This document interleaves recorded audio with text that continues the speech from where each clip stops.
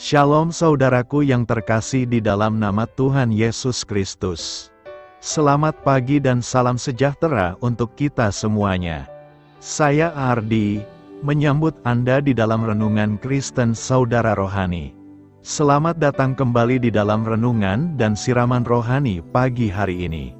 Harapan kami, semoga saudara yang terkasih dalam keadaan sehat selalu. Kiranya damai dan sukacita Roh Kudus melimpah dan tercurah di dalam hati dan pikiran saudara saat ini. Mari luangkan waktu saudara selama 30 menit ke depan untuk mendengarkan siraman khotbah pagi dan saat teduh bersama kami tim Diakonia Saudara Rohani. Sebelum kita mulai renungan kita pada pagi ini, marilah kita bersama-sama berdoa. Selamat pagi Allah Bapa di surga, Allah Bapa yang ajaib dan perkasa. Allah yang Maha Pengasih dan Maha Baik. Allah yang kami kenal melalui Yesus Kristus penyelamat kami. Terima kasih untuk penjagaan-Mu semalaman, sehingga kami bisa tidur dengan nyenyak. Terima kasih untuk pagi yang indah yang Tuhan sediakan untuk kami. Berkati kami yang ada di sini Tuhan. Berkati semua orang yang kami cintai. Berkati semua orang di sekitar kami, agar kami menerima yang terbaik. Tuhan, kami mau berdoa untuk sahabat, keluarga, dan rekan kami yang sedang sakit. Kiranya Tuhan berkenan untuk menjamah, Tuhan berkenan untuk menyembuhkan segala penyakit yang ada di dalam dirinya. Berkati juga obat yang dikonsumsi, dokter, perawat, serta keluarga yang mendampingi, biar mereka bisa menjalankan perannya dengan baik, dan saudara kami bisa sembuh dan beraktivitas seperti sedia kala. Pada hari ini, kami anak-anak-Mu akan melakukan berbagai aktivitas. Kami akan bekerja, dan menjalankan tanggung jawab kami, kiranya Kau yang mampukan. Kami serahkan seluruh rencana dan agenda hari ini ke dalam tangan Tuhan. Biar Tuhan yang berkarya dan biarkan semua rencana sesuai dengan kehendak-Mu ya Tuhan Yesus yang baik. Ampuni dosa dan kesalahan kami dan jadikan kami pribadi yang lebih baik setiap hari. Terima kasih karena telah membolehkan kami untuk kembali menghirup udara segar di pagi hari ini, menikmati seluruh anugerah yang telah Engkau berikan kepada kami. Ajar kami menjadi pribadi yang lebih baik lagi. Itu semua karena kebaikan dan curahan kasih yang nyata dari Engkau di kehidupan kami. Demikian permohonan singkat kami saat ini. Hadirlah Tuhan di dalam ibadah kami pagi hari ini. Haleluya. Dalam nama Tuhan Yesus, aku sudah berdoa. Amin. Sahabat pendengar saudara rohani, judul renungan kita hari ini adalah Percaya Itu Sulit. Dan pembacaan ayat emas Alkitab renungan kita hari ini terambil dari kitab Markus 6 ayat 3 berkata, "Bukankah ia ini tukang kayu, anak Maria, saudara Yakobus, Yoses, Yudas dan Simon, dan bukankah saudara-saudaranya yang perempuan ada bersama kita?" Lalu mereka kecewa dan menolak dia. Mari kita mulai renungan kita. Beberapa orang berkomentar bahwa iman Kristen itu gampang, percaya saja dan mendapatkan jaminan keselamatan. Sekilas, komentar tersebut terasa benar ketika didasarkan pada fakta umum bahwa hidup beriman selalu terkait dengan ritual yang khusyuk, berbagai aturan yang harus ditaati, beragam syarat yang harus dipenuhi, bahkan bermacam-macam proses panjang yang harus dijalani demi menuju kepada hidup yang berkenan kepada sesembahan. Ketika iman Kristen tampil dengan pernyataan, percaya dan diselamatkan, maka menjadi hal yang terlalu mudah untuk dipahami.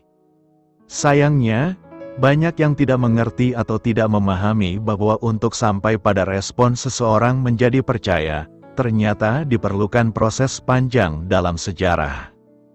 Pembacaan Alkitab secara utuh, seharusnya menyadarkan bahwa respon percaya yang dipilih seseorang, ternyata didasarkan pada karya penyelamatan Allah yang berkesinambungan terjadi dalam sejarah.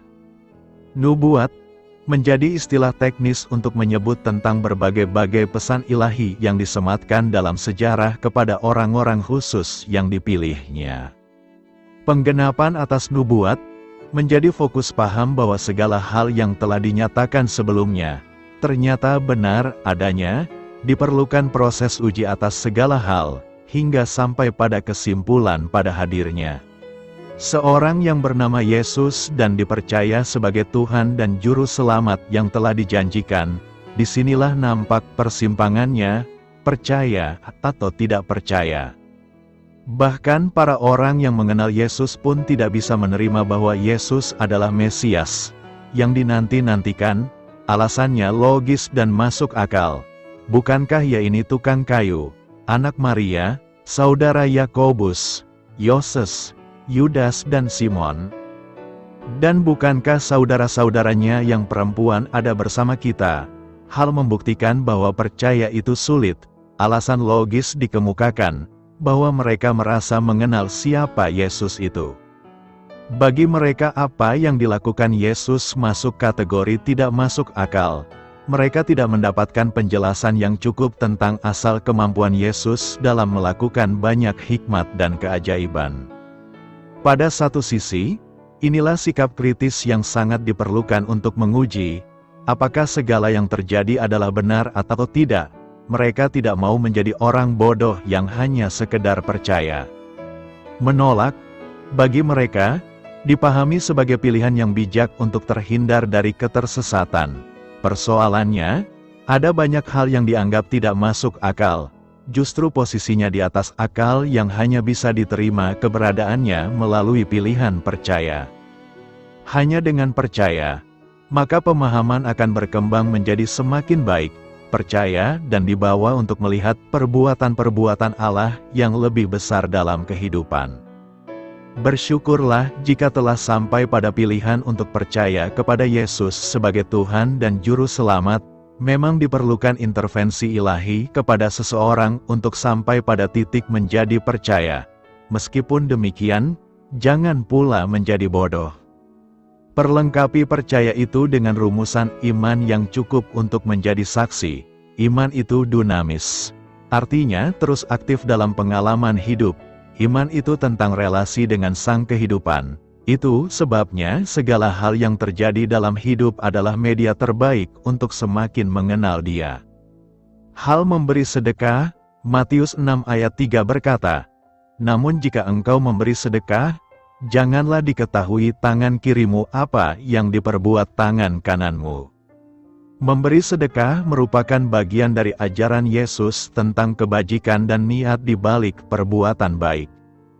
Yesus menekankan bahwa perbuatan baik, seperti memberi sedekah, seharusnya dilakukan dengan niat yang benar, bukan untuk mendapatkan penghargaan atau pujian dari orang lain.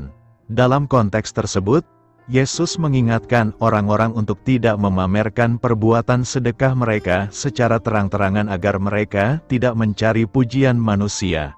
Dalam ayat sebelumnya, Yesus juga menyebutkan bagaimana beberapa orang melakukan perbuatan baik mereka dengan maksud memperoleh pengakuan dari orang lain. Dengan menyatakan bahwa, "Janganlah diketahui tangan kirimu apa yang diperbuat tangan kananmu," Yesus mengajarkan agar sedekah dilakukan dengan penuh kerendahan hati dan tanpa mencari pujian. Orang yang memberi sedekah seharusnya melakukannya dengan tulus dan tidak mengharapkan pujian atau penghargaan dunia. Sebaliknya, mereka harus melakukannya sebagai bentuk ibadah kepada Tuhan dan dengan kasih kepada sesama. Dalam pengajaran ini, Yesus ingin mengubah motivasi dan sikap hati orang-orang yang melakukan perbuatan baik. Ia menekankan pentingnya niat yang tulus dan tindakan yang rendah hati dalam melayani orang lain dan menghormati Tuhan. Tujuan akhir dari perbuatan baik adalah membawa kemuliaan bagi Tuhan, bukan untuk meningkatkan reputasi atau mendapatkan penghargaan dari orang lain. Pertanyaan kita sekarang adalah, apakah makna yang terkandung dalam nas hari ini? Nas hari ini mengajarkan prinsip kesederhanaan, kerendahan hati, dan ketulusan dalam beramal. Dalam konteks ayat tersebut, Tangan kiri dan tangan kanan adalah simbolik yang digunakan oleh Yesus untuk menggambarkan dua sisi yang berbeda dari tindakan manusia. Tangan kiri melambangkan tindakan yang dilakukan dengan motif yang salah, seperti mencari pujian atau imbalan dari orang lain. Tangan kanan melambangkan tindakan yang dilakukan dengan motif yang benar, yaitu pelayanan yang tulus dan tanpa pamrih. Makna dari pernyataan ini adalah bahwa ketika kita memberikan sedekah atau melakukan perbuatan baik, kita harus melakukannya dengan hati yang tulus dan rendah hati, tanpa mencari pujian atau pengakuan dari orang lain. Tindakan baik yang dilakukan seharusnya bersumber dari motivasi yang benar, yaitu kasih dan kepedulian terhadap sesama dan pelayanan kepada Tuhan, bukan demi kepentingan pribadi. Dengan tidak memamerkan perbuatan baik, kita menghindari niat yang salah dan menjaga kesucian hati dalam melakukan amal. Dalam pandangan Yesus, pahala sejati dari perbuatan baik bukanlah pujian manusia atau penghargaan duniawi, melainkan penerimaan dan penghargaan dari Allah. Dengan demikian, makna yang terkandung dalam ayat tersebut adalah pentingnya melakukan perbuatan baik dengan niat yang tulus, rendah hati, dan tanpa pamrih, serta menghindari keinginan untuk mencari penghargaan atau pujian dari orang lain. Tujuan akhirnya adalah untuk menyenangkan Allah dan membawa kemuliaan baginya melalui perbuatan baik yang kita lakukan. Pertanyaan terakhir adalah apa yang perlu kita renungkan dari nas hari ini? Nas hari ini memberikan beberapa hal yang perlu direnungkan, yakni: pertama, ketulusan dalam beramal. Ayat ini mengingatkan kita untuk melakukan perbuatan baik, termasuk memberi sedekah, dengan tulus dan rendah hati. Tujuan utama kita dalam beramal haruslah melayani Tuhan dan membantu sesama tanpa mengharapkan penghargaan atau pujian dari manusia. Kita harus bertindak dengan tulus dan rendah hati, mengedepankan motivasi yang benar. Kedua, kesederhanaan dalam beramal. Ayat ini juga mengajarkan kita untuk tidak memamerkan perbuatan baik kita secara terang-terangan. Kita tidak harus mencari perhatian atau pengakuan publik atas apa yang kita lakukan. Sebaliknya, kita harus bersikap sederhana dan rendah hati, melakukan perbuatan baik dengan diam-diam dan tanpa pamrih. Ketiga, fokus pada hubungan dengan Allah. Perhatian kita seharusnya tidak terfokus pada pujian atau pengakuan dari orang lain, tetapi pada hubungan kita dengan Allah. Ketika beramal, kita harus menyadari bahwa Allah melihat dan menghargai perbuatan baik yang dilakukan dengan tulus. Motivasi utama kita haruslah untuk menyenangkan dan memuliakan Allah, bukan mencari pujian atau hadiah dari manusia. Keempat, menghindari niat yang salah. Ayat ini juga mengingatkan kita untuk memeriksa dan membersihkan niat dalam beramal. Kita tidak boleh melakukan perbuatan baik hanya demi kesenangan diri sendiri, pujian, atau imbalan duniawi. Sebaliknya, kita harus berusaha melakukan amal dengan tujuan yang benar, yaitu kasih dan pelayanan kepada sesama, serta kepatuhan kepada kehendak Allah. Kelima, kerahasiaan dalam beramal. Dalam ayat ini, Yesus menekankan pentingnya kerahasiaan dalam beramal. Hal ini mengajarkan kita untuk melindungi kerahasiaan perbuatan baik kita. Ketika kita beramal dengan diam-diam, tanpa mencari pengakuan, kita menghindari kemungkinan kesombongan atau kebanggaan yang bisa merusak niat baik kita. Karena itu, nas hari ini mengajak kita untuk merenungkan tentang niat dan sikap hati kita dalam melakukan perbuatan baik. Kita diajak untuk memeriksa apakah motivasi kita tulus, apakah kita mencari pengakuan dari manusia, atau apakah kita benar-benar mengutamakan pelayanan kepada Tuhan dan kebaikan sesama. Pergilah dan beritakanlah firman Allah. Perintah Yesus jelas, yakni pergi memberitakan Injil-Nya. Tugas murid-muridnya juga jelas, memberitakan Injil kepada semua bangsa, tanpa kecuali. Semua bangsa harus dijadikan muridnya. ke-11 murid itu menerima tugas yang dikenal sebagai amanat agung Kristus bagi seluruh umat yang percaya kepadanya, dimulai oleh ke-11 murid itu yang kemudian digenapkan lagi jadi 12 setelah Matias terpilih menggantikan Yudas Iskariot. Pergilah adalah kata perintah. Perintah yang dimaksudkan berasal dari Tuhan Yesus kepada semua orang yang percaya kepadanya, memberitakan Injil. Dalam situasi dan kondisi yang bagaimanapun juga, Injil harus diberitakan, dan goalnya adalah menjadikan semua bangsa murid Kristus, agar seluruh dunia selamat baik di bumi maupun di sorga dalam kekekalan.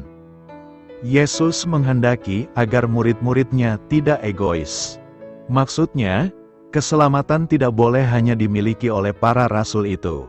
Juga jangan hanya menjadi bagian orang percaya saja, tapi seluruh dunia harus menjadi murid. Artinya seluruh dunia harus diselamatkan oleh pemberitaan Injil orang percaya. Tuhan Yesus mau agar orang percaya tidak berdiam diri dan membiarkan dunia tidak mengenal kebenaran atau kabar baik tentang Kristus. Jadi orang Kristen wajib memberitakan Injil ke seluruh dunia agar semua bangsa-bangsa mendengar Injil, menjadi percaya dan diselamatkan. Orang Kristen yang tidak memberitakan Injil bukanlah orang Kristen sejati. Kesejatian kita adalah bersaksi tentang Kristus dalam segenap aspek kehidupan kita. Memberitakan Injil berarti melaksanakan semua kehendak firman Tuhan dalam hidup kita. Semua keluarga dan umat Kristen harus memberitakan Injil menurut talenta dan karunia-Nya bagi kita, terutama dengan penginjilan kontekstual, melalui cara berpikir, tutur kata, perilaku hidup sehari-hari yang memancarkan keteladanan Kristus. Menginjillah dalam keteladanan, mengajarlah tentang Kristus kepada semua orang dengan sikap dan perilaku hidup yang berkenan kepadanya. Tuntunlah orang-orang di sekitar kita mengenal Injil dengan mewujudkan kasih kepada semua orang. Jadikanlah semua bangsa murid, bermakna bahwa kita harus mengajarkan semua bangsa tentang kasih dan kehendak Kristus dalam kehidupan sehari-hari, di kantor atau tempat kerja, dalam pergaulan, di sekolah, dan di mana saja. Berbuat baik, melakukan kebenaran, mewujudkan kasih, rela berkorban bagi orang lain dan suka menolong sesama, termasuk orang yang tidak seiman dengan kita, adalah bentuk penginjilan kekinian yang harus kita lakukan, di mana saja, kapan saja dan dalam situasi dan kondisi yang bagaimanapun juga. Itulah panggilan penginjilan kita. Maka wajiblah bagi semua orang Kristen untuk memberitakan Injil. Kalau tidak, maka iman kita tidak bertumbuh dan kesaksian serta kebenaran Kristus tidak ada dalam kita. Pertanyaan kita sekarang adalah bagaimanakah cara kita untuk memberitakan firman Allah itu? Ada beberapa cara yang perlu kita pelajari dari perikope hari ini, yakni: pertama, kita harus selalu fokus pada visinya Tuhan Yesus. Jika kita fokus pada visinya Tuhan, maka apapun yang terjadi dalam pelayanan kita tidak akan membuat kita goyah dan kecewa, karena kita tetap mengejar apa yang menjadi visinya Tuhan. Sebuah visi akan menjadi sempurna jika tujuannya untuk memuliakan Tuhan, tujuannya untuk kepentingan bersama, tujuannya untuk merasakan kuasa Allah. Kedua, kita harus selalu fokus pada motivasi yang baik. Tuhan Yesus ketika mengutus para murid-muridnya untuk pergi ke suatu daerah dalam rangka pemberitaan Injil, melarang mereka untuk membawa perbekalan yang biasa digunakan orang-orang yang ada pada zamannya ketika berpergian. Dalam hal ini Tuhan Yesus mengajarkan kepada murid-muridnya bahwa sebagai seorang pelayan firman Allah jangan sampai terhalang dengan masalah keuangan, kebutuhan hidup dan lain sebagainya yang menurut cara pandang dunia hal itu adalah suatu kemutlakan, tetapi tetap terfokus pada motivasinya, yaitu untuk mencapai suatu sasaran yang akan dicapainya, sehingga walaupun uang tidak ada, makanan tidak ada atau mungkin gereja yang digembalakannya biasa-biasa saja, pemberita firman itu tetap bersukacita dan tetap berkata, kerja buat Tuhan Yesus selalu manise. Ketiga, kita harus selalu fokus pada kesetiaan. Seperti yang telah disinggung di atas bahwa seorang pelayan firman Allah yang akan mengawali karirnya, maka hal yang sangat vital yang perlu dimilikinya adalah sebuah kesetiaan dalam setiap pekerjaannya. Baik itu besar maupun kecil, karena dengan kesetiaan merupakan langkah awal dalam mencapai suatu target yang akan dicapai. Dan kesetiaan juga membuat kita tetap bertahan dalam menghadapi goncangan yang mungkin menyakitkan bagi kita. Kesetiaan adalah awal dalam meraih suatu tujuan yang diimpikan seorang pemimpin. Karena seorang harus tetap terfokus pada pekerjaannya untuk tetap setia. Karena itu, pergi dan beritakanlah firman Allah. Tuhan menggembalakan umatnya. Injil Markus umumnya diyakini sebagai Injil tertua sekaligus dipakai sebagai referensi oleh penulis Injil Matius dan Injil Lukas. Kemungkinan besar, alamat penulisan Injil ini adalah orang Roma. Itu sebabnya dalam Injil Markus ada banyak tradisi Yahudi yang dijelaskan, banyak memakai bahasa Aram sekaligus dengan artinya, karena jemaat mula-mula sudah mulai menghadapi penolakan dan penindasan. Maka dalam Injil ini ada banyak pesan-pesan yang bertujuan untuk meneguhkan iman jemaat menghadapi beragam penderitaan. Itu sebabnya, tema-tema dalam Injil ini terutama berkisar pada salib, ajaran Yesus, rahasia mesianis dan tentang anak Allah. Selain itu, sisi kemanusiaan Yesus mendapat penekatan, misalnya dengan memberitakan bahwa Yesus pernah sedih dan marah. Sisi yang lain, diberitakan juga kealahannya dengan menunjukkan kuasa Yesus yang mampu mengatur alam, berjalan di atas air, mengusir roh jahat, menyembuhkan yang sakit dan membangkitkan yang mati. Teks kita hari ini, Markus 6 ayat 30-34 merupakan bagian yang tidak terpisahkan dari peristiwa pengutusan para murid. Kuasa Yesus memberi 5.000 orang makan. Yesus berjalan di atas air dan menyembuhkan orang-orang sakit di Genesaret. Teks kita hari ini berada di antara pengutusan para murid untuk memberitakan Injil dan peristiwa Yesus memberi 1.000 orang makan. Oleh karena itu, teks kita hari ini berada dalam bingkai perutusan dan pemeliharaan Allah. Dalam bingkai yang demikian, teks kita hari ini berbicara tentang arti penting ritme dan irama hidup spiritual antara melayani dengan beristirahat, antara bertemu dengan umat manusia dan bertemu dengan Tuhan Sang Pengutus dan Pemelihara. Penjelasan Nas, dari sudut isi pemberitaannya, khotbah ini dapat dibagi dalam beberapa bagian sebagaimana akan kita lihat berikut ini. Para murid kembali dari penugasan. Teks kita hari ini dimulai dengan memberi informasi. Kemudian, rasul-rasul itu kembali berkumpul dengan Yesus dan memberitahukan kepadanya semua yang mereka kerjakan dan ajarkan. Para murid yang diutus Yesus berdua-dua dan dilengkapi dengan kuasa atas roh-roh jahat kembali bertemu dengan Yesus untuk melaporkan apa yang mereka kerjakan dan ajarkan.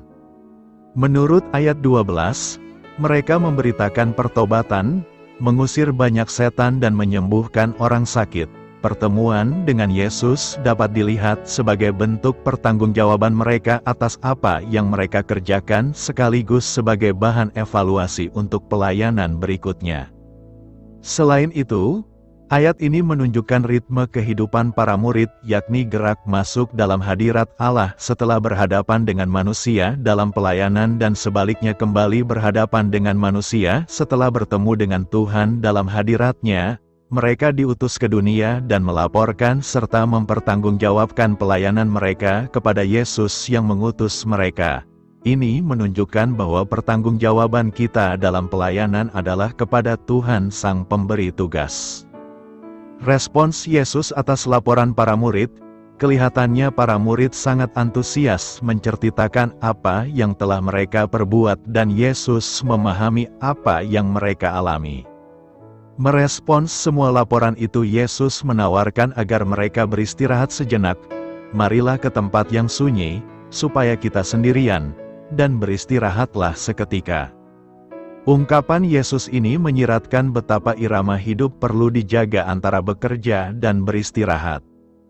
Pelayanan dan pekerjaan tentu tidak akan optimal jika tidak ada waktu untuk istirahat, dan sebaliknya kita tidak bisa istirahat kalau kita tidak bekerja sampai lelah. Istirahat yang dimaksud di sini tentu berdimensi fisik dan juga spiritual, dalam artian menjalin relasi dengan Tuhan dalam doa dan saat hening. Yesus dalam pelayanannya pun senantiasa menyediakan waktu untuk berdoa menyendiri, membangun relasi dengan Allah. Ajakan Yesus ini tentu berawal dari pemahamannya akan kondisi para murid dalam pelayanannya. Dalam nas kita, alasan untuk beristirahat itu sangat jelas karena sebab memang begitu banyaknya orang yang datang dan yang pergi, sehingga makan pun mereka tidak sempat.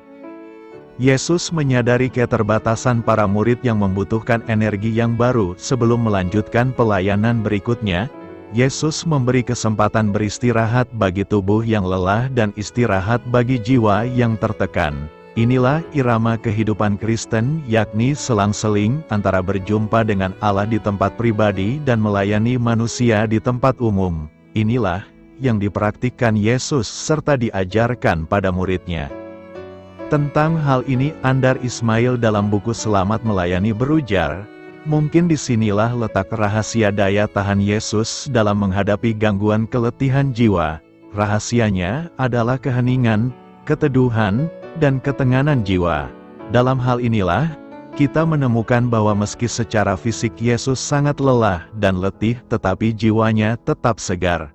Keletihan jiwa mewujud dalam banyak bentuk, misalnya krisis motivasi, kehilangan visi, stagnasi isi.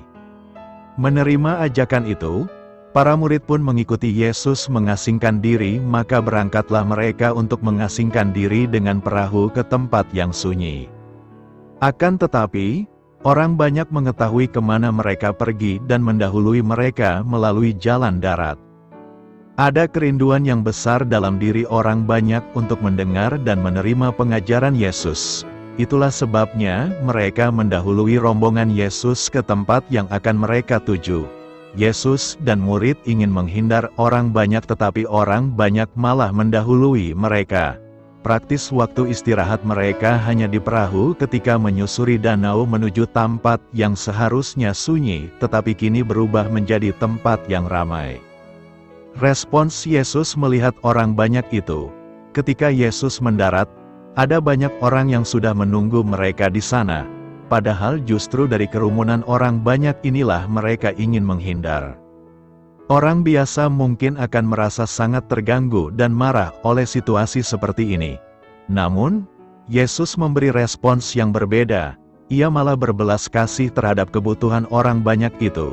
Bahasa Yunani yang digunakan di sini adalah splanchizomai, sebuah kata yang menunjukkan simpati, belas kasihan, dan perhatian penuh kasih. Hati Yesus tergerak oleh belas kasihan karena Yesus memandang mereka yang benar-benar memprihatinkan, karena mereka seperti domba yang tidak mempunyai gembala. Seperti apa gambaran domba yang tidak mempunyai gembala? Mereka terserak atau tercerai-berai, tersesat, tidak dapat menemukan padang rumput dan makanannya, tidak menyadari bahaya di sekelilingnya, tidak memiliki perlindungan dan tidak memiliki daya untuk bertahan hidup tanpa bantuan orang lain. Gambaran seperti inilah yang dikumandangkan dalam teks khotbah minggu kita, yakni Yeremia 23 ayat 1-6. Sama seperti dalam Yeremia, Allah mengambil alih tugas pengembalaan umatnya karena para gembala dan pemimpin mereka membiarkan umat seperti tidak memiliki gembala. Demikianlah Yesus tergerak hatinya oleh belas kasihan untuk menggembalakan mereka. Yesus mengajarkan banyak hal kepada mereka. Di sini terlihat bagaimana Allah memelihara dan menggembalakan umatnya. Ia tidak hanya mengajarkan banyak hal tentang firman dan kebutuhan spiritual orang banyak itu, tetapi juga termasuk kebutuhan fisik mereka. Dalam ayat selanjutnya, kita menemukan kisah Yesus memberi mereka makan dari 5 roti dan 2 ikan. Penggembalaan Allah menyangkut kehidupan kita secara utuh, baik fisik maupun spiritual kita. Sebagai gembala yang baik, Yesus bahkan menyerahkan nyawanya bagi kita, domba gembalaannya. Renungkan, nas ini menghantar kita untuk merenungkan beberapa hal dalam kehidupan kita kini. Pertama, setiap tugas perutusan yang kita terima baik dalam pelayanan gereja maupun dalam aktivitas sehari-hari perlu dievaluasi, dilaporkan dan dipertanggungjawabkannya kepada Tuhan Sang Pemberi tugas itu. Dalam hal ini, kiranya tugas dan tanggung jawab itu kita lakukan dengan penuh integritas dan kesungguhan. Kedua, dalam hidup ini kita perlu mengatur irama dan ritme hidup antara bekerja dan beristirahat, melayani umat dan membangun relasi dengan Tuhan dalam doa dan keheningan. Tubuh kita perlu istirahat agar mampu berkarya secara optimal, jiwa dan roh kita perlu beristirahat agar tidak jatuh pada kegersangan dan stagnasi. Perlunya istirahat sudah dinyatakan sejak kisah penciptaan. Ketiga, Allah tidak akan marah dan terganggu oleh karena kerinduan kita mendengarnya. Dia adalah Allah yang digerakkan oleh belas kasihan untuk menggembalakan kita dalam kehidupan ini. Oleh karena itu, dalam persekutuan dengan Tuhan, kiranya kita memperoleh kekuatan untuk melewati setiap pergumulan yang kita hadapi. Dalam Tuhan hidup kita terjamin. Oleh karena itu hilangkan kekhawatiran yang berlebih dan tetaplah berharap pada Allah Sang Gembala yang agung itu. Sejauh mana Anda menganggap seluruh tugas dan pekerjaan kita di dunia ini harusnya kita pertanggungjawabkan juga kepada Allah? Bagaimana Anda mengatur ritme hidup antara bekerja dengan istirahat, bekerja dan membangun relasi dengan Tuhan? Sudahkah Anda menghidupi moto ora et labora, bekerja sambil berdoa, dan laborare est orare, pekerjaanmu adalah doamu, dalam hidup sehari-hari? Bagaimana Anda menggambarkan peran Allah sebagai gembala dalam kehidupan sehari-hari? Berani menyuarakan kebenaran. Ada perkataan yang mengatakan, kita tidak bisa melarang burung-burung terbang di atas kepala kita, tetapi kita harus memastikan burung-burung jangan sampai bersangkar di atas kepala kita. Artinya, kita tidak bisa melarang dan membatasi orang-orang mau berkata apa, mau melakukan apa itu di luar kekuasaan kita. Tetapi yang harus kita pastikan hati kita tidak akan terkontaminasi atau terpengaruh dengan kejahatan orang-orang di sekitar kita. Kita mempunyai jati diri. Saya kira karakter seperti ini yang ada pada Daud, sehingga Tuhan mengangkat dia menjadi sangat tinggi, menjadi raja bangsa Israel, dan menjadi bapa leluhur Sang Mesias. Alkitab mengatakan, aku telah mendapat Daud bin Isai, seorang yang berkenan di hatiku dan yang melakukan segala kehendakku. Bunda Teresa pernah berkata, menjadi orang baik adalah pilihan. Tidak ada orang yang dilahirkan menjadi baik atau buruk. Kita selalu dihadapkan dengan pilihan dalam hidup. Kita memilih mencintai atau membenci, memaafkan atau mendendam, taat aturan atau melanggarnya, untuk menjadi pemecah masalah atau sumber masalah, dan lain-lain. Untuk menjadi orang baik, berani menyuarakan kebenaran, kita membutuhkan iman dan keberanian, berani keluar dari zona nyaman diri. Penjelasan Nats, dalam Nats hari ini menyajikan di hadapan kita seorang tokoh yang memiliki keberanian moral. Teladan itu adalah Yohanes Pembaptis. Karena keteguhan moralnya, dia berani mati. Yohanes dieksekusi karena menegur Herodes dengan keras. Sang raja ia kecam karena bertindak melawan hukum Yahudi dengan menikahi Herodias, istri Filipus. Padahal Filipus adalah saudara Herodes sendiri. Yohanes Pembaptis merupakan model bagi kita semua. Ia memiliki iman yang teguh. Imannya itu juga yang mendasari pilihan moralnya, dan karena itu pula lah dia berani bertindak dan menyuarakan kebenaran kendati nyawa jadi taruhannya. Tokoh lain yang ditampilkan dalam Nats hari ini adalah Herodes serta Herodias dan anak perempuannya. Raja Herodes dengan penuh ketakutan serta rasa bersalah meyakini bahwa Yesus adalah reinkarnasi dari Yohanes Pembaptis yang telah dipancung. Herodes sebenarnya sangat menghormati Yohanes, sebagaimana juga akan terjadi pada Yesus ketika dibawa ke hadapannya. Ketika anak perempuan Herodias meminta kepala Yohanes, Herodes merasa sedih. Sebenarnya ada kesempatan bagi Herodes untuk membebaskan Yohanes, tetapi tidak dilakukannya karena gengsi di hadapan tamu-tamunya. Herodes bisa memilih melakukan yang baik dan benar, tetapi dia tidak membuatnya. Herodias dan anak perempuannya ditampilkan sebagai orang-orang yang menggunakan kesempatan untuk mencari keuntungan sendiri. Herodias tentu juga mendengar teguran keras Yohanes kepada Herodes karena mengambil dia sebagai istrinya. Ketika mendengar teguran itu, Herodias tentu bisa memperbaiki perbuatannya dan kembali kepada Filipus. Ada kesempatan bagi Herodias untuk melakukan sesuatu yang baik, yakni pertobatan, akan tetapi, dengan mendendam kepada Yohanes, ada kesan bahwa Herodias juga menghendaki hidup bersama dengan Herodes. Dendamnya itu diwujudkan dengan meminta kepala Yohanes dipenggal di dalam penjara. Ketika murid-murid Yohanes mendengar hal itu, mereka datang dan mengambil mayatnya, lalu membaringkannya dalam kuburan.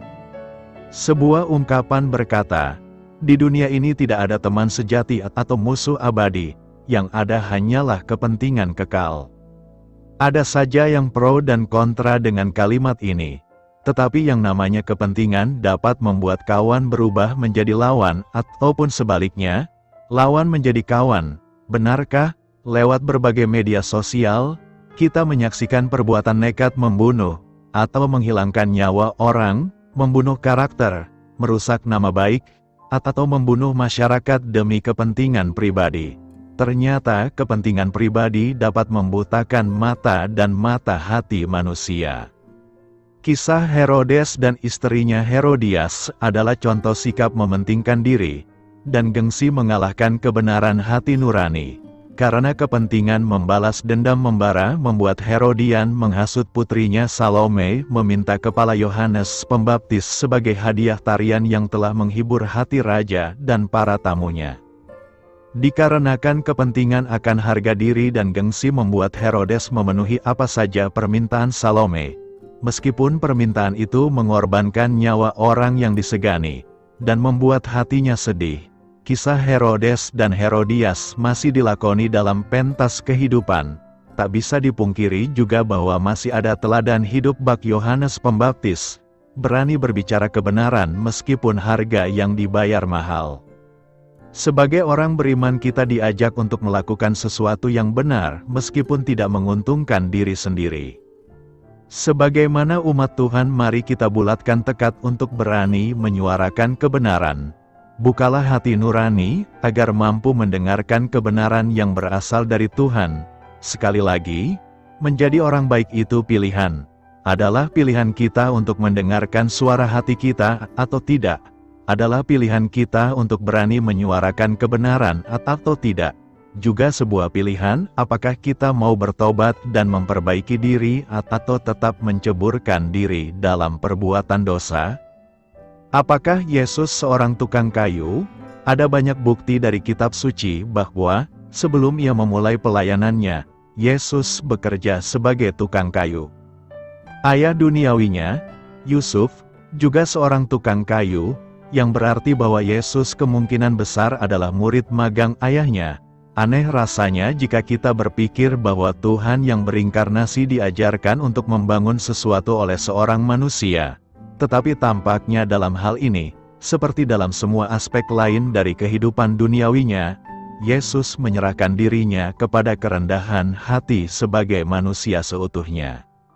Orang-orang menyebut Yesus seorang tukang kayu, dan ia dikenal sebagai anak tukang kayu. Ada beberapa bukti bahwa kata Yunani yang digunakan untuk tukang kayu, juga dapat diterjemahkan secara lebih luas sebagai tukang kayu, kontraktor, atau tukang serabutan. Oleh karena itu, mungkin saja Yesus dan Yusuf adalah tipe orang yang Anda panggil ketika sesuatu perlu diperbaiki, entah itu terbuat dari kayu, batu, atau sesuatu yang lain. Ada kemungkinan juga bahwa mereka bertindak sebagai insinyur sipil, bahkan merancang jembatan atau bangunan lain yang dibutuhkan oleh penduduk kota. Hal ini memberikan gambaran yang menarik tentang komentar Yesus di kemudian hari tentang bait suci. ketika mereka melewati bait suci, murid-muridnya mungkin mengetahui minat dan profesinya di masa lalu, menunjukkan kemegahan bangunan-bangunan besar itu. Yesus memberitahu murid-muridnya bahwa semua bangunan itu akan dirobohkan. Selain menjadi nubuat, perkataan Yesus mungkin merupakan pengingat akan pentingnya hal-hal rohani di atas hal-hal fisik. Yesus membuat nubuat bahwa orang-orang Yahudi akan menghancurkan bait suci dan bahwa Dia akan membangunnya kembali dalam 3 hari. Dengan ini, Dia merujuk pada kebangkitannya. Melihat kembali pernyataan itu setelah kematian dan kebangkitannya, para murid percaya kepadanya. Pada malam penangkapannya, Yesus memberitahu murid-muridnya tentang proyek pembangunan masa depannya. Aku pergi ke sana dan menyediakan tempat bagimu. Anak Allah dan tukang kayu dari Nazaret saat ini sedang membangun gerejanya dan mempersiapkan tempat tinggal kekal bagi semua orang yang percaya kepadanya. Ketidakpercayaan menghambat kehidupan baru. Setiap kita pasti memiliki pengalaman penolakan oleh orang-orang di sekitar kita. Misalnya, permintaan kita oleh orang tua, cinta kita ditolak cinta oleh teman, kita ditolak saat melamar pekerjaan, skripsi atau tesis kita ditolak oleh dosen pembimbing, kita ditolak menjadi presbiter atau pengurus pelayanan kategorial di jemaat, ditolak menjadi fungsionaris majelis sinode, kita sebagai pendeta ditolak oleh jemaat dan masih banyak bentuk penolakan yang pernah dialami. Ada berbagai cara dalam penolakan seseorang, ada yang manis, ada juga yang pahit, melalui pemberitahuan langsung, maupun melalui surat, ada juga melalui proses pemilihan yang telah direkayasa. Ada orang yang ditolak karena prestasi kerjanya buruk, tetapi ada juga orang yang ditolak karena prestasi kerjanya baik dan berhasil, dan orang lain menolaknya karena mereka tidak percaya atas prestasi yang diraihnya. Dengan kalimat lain, mereka iri terhadapnya karena ia mampu menghasilkan hal-hal besar yang tidak mampu mereka lakukan. Bagaimana perasaan kita ketika ditolak? Pasti sedih, kecewa dan marah. Yang paling menyakitkan adalah bahwa kita ditolak tanpa jelas kesalahan yang kita lakukan, dan yang menolak kita adalah orang-orang terdekat dan yang sangat kita kenal. Bacaan Alkitab hari ini menyatakan bahwa Tuhan Yesus juga pernah ditolak orang-orang di kampungnya sendiri, yakni di Nazaret. Sebenarnya tidak jelas alasan yang menyebabkan mereka menolak Dia. Hanya dikatakan bahwa ketika Allah mengajar di rumah ibadat, seluruh jemaat takjub mendengar ajarannya. Orang-orang Nazaret juga heran atas hikmat dan kuasa yang Yesus miliki ketika Ia melakukan mujizat penyembuhan terhadap beberapa orang sakit dengan hanya meletakkan tangannya atas mereka. Bagi orang-orang Nazaret, Yesus hanyalah anak seorang tukang kayu. Mereka mengenal ibu dan saudara-saudaranya, laki-laki dan perempuan, hanya sebagai orang-orang biasa. Tetapi mengapa Yesus berbeda dari mereka? Dari mana Ia belajar dan mendapatkan serta melakukan semua hal itu? Tampak jelas bahwa orang-orang Nazaret sangat kecewa dan iri terhadap Yesus karena Ia melakukan hal-hal ajaib yang mereka tidak mampu melakukannya, sehingga mereka menolak Dia. Yesus tidak sedih, kecewa dan marah terhadap orang-orang Nazaret. Ia sadar bahwa jika terjadi kepada salah seorang nabi, maka akan terjadi juga kepada dirinya. Bahwa banyak nabi yang diutus Tuhan untuk mengingatkan kaum dan bangsanya tentang hukuman yang akan datang atas mereka. Tetapi mereka menolaknya karena tidak percaya kepadanya. Mereka lebih percaya dan menghormati nabi-nabi lain yang datang untuk menubuatkan hal-hal yang baik tentang mereka. Itu sebabnya Yesus mengatakan, seorang nabi dihormati di mana-mana, kecuali di tempat asalnya sendiri, di antara kaum keluarganya dan di rumahnya. Penolakan orang-orang Nazaret terhadap Yesus mengakibatkan Ia keluar dan meninggalkan kampungnya. Ia juga tidak melakukan banyak mujizat di hadapan mereka, kecuali yang telah Ia lakukan karena mereka tidak percaya. Ketidakpercayaan menjadi halangan terbesar dalam upaya menghadirkan suatu kehidupan baru. Ketidakpercayaan membuat kita menolak seseorang yang Tuhan utus untuk menghadirkan perubahan dan pembaruan dalam hidup kita. Ketidakpercayaan membuat kita tidak mampu mengalami perbuatan-perbuatan ajaib yang Tuhan lakukan dalam hidup kita pribadi, keluarga maupun persekutuan. Karena itu, janganlah menolak Yesus dan firman-Nya. Percayalah selalu, maka kita akan mengalami perbuatan-perbuatan ajaib-Nya yang membarui hidup dan kehidupan kita. Jangan juga menolak siapapun, padahal kita sudah melihat prestasi yang sudah dicapainya. Dan bagi kita yang sering ditolak, janganlah sedih dan kecewa. Jangan juga kita marah terhadap orang-orang yang menolak kita. Terimalah penolakan tersebut sebagai kesempatan yang indah yang Tuhan berikan kepada kita untuk berkarya di tempat lain. Sebab tidak ada satu hal yang kita lakukan atas dasar kepercayaan kita kepada Yesus dan firman-Nya yang tidak berhasil. Semua yang kita lakukan akan berhasil karena Tuhan Yesus bekerja di dalam dan bersama kita. Karena kita melakukan semuanya untuk kemuliaan Tuhan dan kebaikan serta kehidupan baru dialami oleh semua orang. Demikian renungan dan khotbah kita pada pagi hari ini. Doa saya menyertai saudara sekalian. Marilah kita menyampaikan doa syafaat. Ya Allah, sebagai manusia yang lemah, aku sering dilanda ketakutan. Tolonglah aku untuk melihat dan merasakan kasih serta kepedulian-Mu di tengah pencobaan dan kesulitan yang kuhadapi. Amin. Sampaikan harapan dan permintaan saudara kepada Tuhan.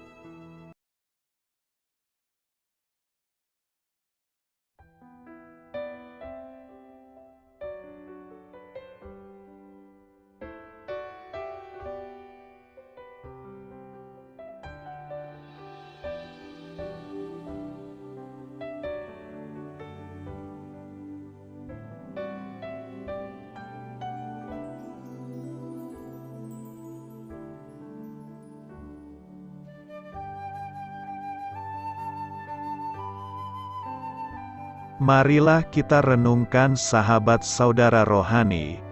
Demikianlah renungan firman Tuhan pagi hari ini.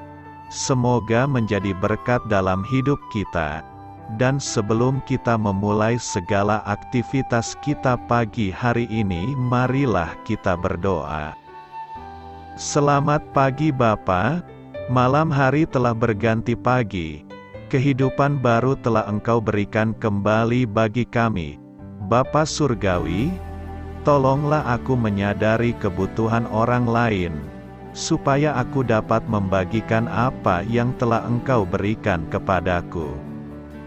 Pada saat aku membutuhkan, berilah aku keyakinan bahwa Engkau akan mencukupkanku, melalui orang-orang yang mengasihi-Mu, bukan karena kami pantas atau layak, namun karena kasih karunia-Mu kami boleh ada, sebagaimana kami ada di pagi hari ini.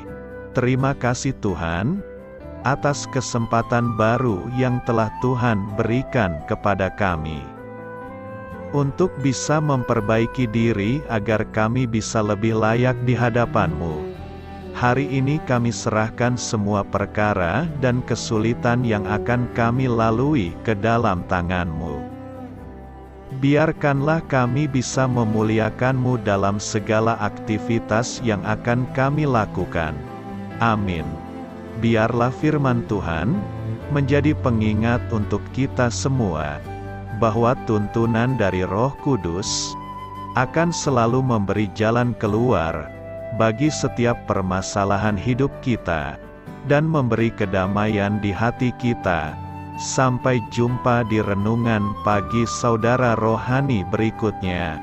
Kiranya Tuhan selalu memberkati saudara semua hari ini.